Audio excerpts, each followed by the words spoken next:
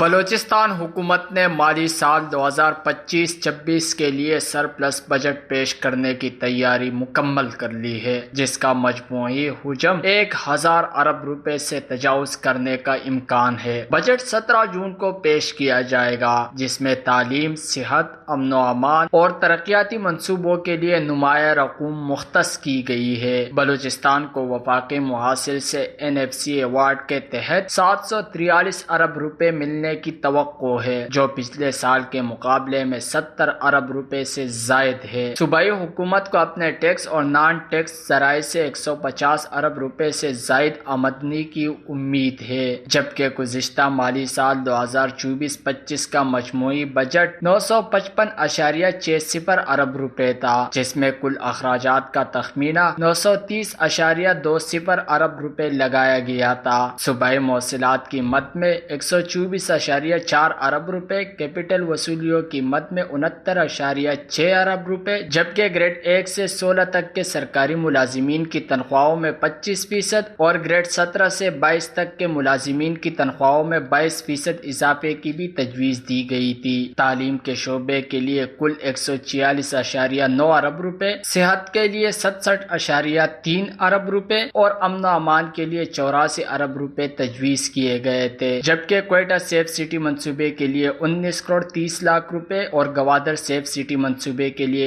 1 ارب روپے تجویز کیے تھے۔ لوکل گورنمنٹ کے لیے 35 ارب روپے مختص کیے تھے۔ مالی سال 2025-26 کے بجٹ پر مہنگائی سے تنگ عوام کی نظریں جمی ہوئی ہے۔ بلوچستان کی خستہ حال سڑکیں، ویران اسکولیں اور ملازم طبقے کی امیدیں پیش ہونے والے بجٹ پر ہے۔ اب دیکھنا ہوگا کہ بلوچستان حکومت کا بجٹ عوام کی امیدوں پر اترتی ہے یا مزید امیدیں ترک کرتی ہے۔ Voice news, Balochistan.